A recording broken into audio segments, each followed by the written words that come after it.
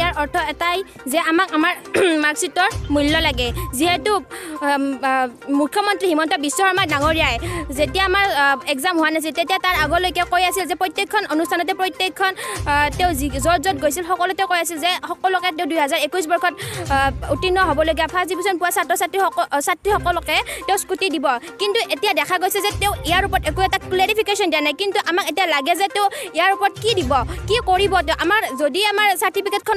চাৰ্টিফিকেটখনৰ কাৰণে আমাৰ স্কুটিখনৰে যদি স্কুটিয়ে যদি আমি যোগ্য নহয় তেনেহ'লে আমি সেই চাৰ্টিফিকেটখন লৈ ভৱিষ্যতে আমি কি কৰিম আমাক যদি সেই চাৰ্টিফিকেটখনৰ কাৰণে আমি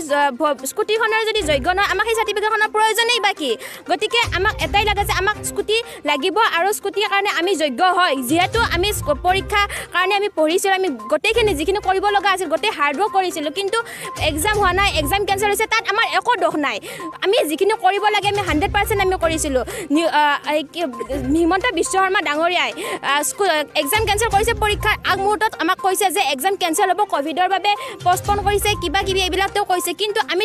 তথাপিও আমি পঢ়িছিলোঁ যে এক্সাম কেঞ্চেল নহ'ব পাৰে কেতিয়াবা ডাউট হৈছিল যে এক্সাম কেঞ্চেল হ'ব নেকি তথাপিও আমি কিন্তু নিজে হাৰ মনা নাছিলোঁ যে হ'ব পাৰে হয়তো এক্সাম হ'ব তথাপিও তাৰ আগলৈকে আমি পঢ়িয়ে আছিলোঁ গোটেইখিনি 100% আমি দিছিলোঁ হাৰ্ডৱৰ্ক কৰিছিলোঁ কিন্তু এক্সামত যেতিয়া হ'ব লগা আছিল তেতিয়া তাৰ আগত কৈছে যে এক্সাম কেঞ্চেল হৈ যাব কিন্তু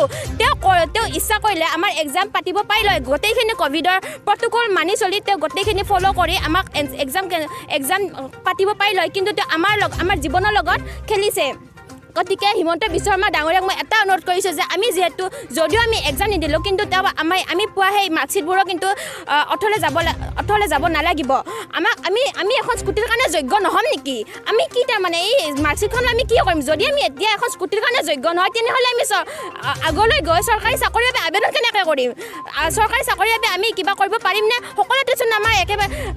প্ৰব্লেম গোটেইখিনি একেবাৰে মানে প্ৰব্লেমৰ ওপৰতে আমি মানে গোটেই জীৱনটো আমাৰ অন্ধকাৰ যেন হৈ যাব যদি আমি এতিয়া আজি এখন স্কুটিৰ কাৰণে যদি আমি প্ৰাপ্য নহয় আৰু মই এইটো কৈছোঁ যে 2020 চনত যেতিয়া ছাত্ৰীসকলক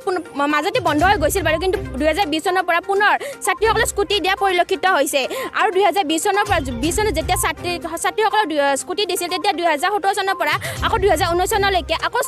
সেই ছাত্ৰীসকলকে আগৰ ছাত্ৰীসকলক স্কুটি দিয়া পৰিলক্ষিত হোৱা গৈছে যদি 2017 পৰা 2020 বৰ্ষলৈকে ছাত্ৰীসকলে স্কুটি পাইছে তেনেহ'লে আমি কিয় নাপাওঁ আৰু আকৌ এইবাৰতো 2022 চনত ছাত্ৰী নহয় অকল ছাত্ৰবিলাক অকল স্কুটি দিব তেনেহ'লে আমি কিয় ৰৈ যাম আমাৰ কি দোষ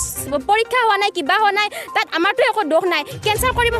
আমাক স্কুটি লাগে আমাক জাষ্ট স্কুটি লাগে আৰু আমাৰ যোগ্য আমি 2021 বৰ্ষৰ এইচএছ পৰীক্ষা উত্তীৰ্ণ হৈছিলোঁ কিন্তু আমাক যিখন চাৰ্টিফিকেট দিয়া হৈছিলে সেই চাৰ্টিফিকেটখনৰ আমাক কোনো মূল্য দিয়া হোৱা নাই এতিয়ালৈকে সকলোকে স্কুটি দি আহিছে প্ৰত্যেক বছৰে কিন্তু আমাক এতিয়ালৈকে স্কুটি দিয়া হোৱা নাই কি আমাৰ চাৰ্টিফিকেটখনৰ মূল্য নাই নেকি আমি আমাৰ প্ৰাপ্য আমাক দিব লাগে আমাক স্কুটি দিব লাগিবই 2021 বৰ্ষৰ উত্তীৰ্ণ হোৱা সকলো ছাত্ৰ ছাত্ৰীকে আমাক স্কুটি লাগিবই দিয়ে আমি আকৌ আন্দোলন কৰিম যেতিয়ালৈকে আমাক স্কুটি নিদিয়ে তেতিয়ালৈকে আমি আন্দোলন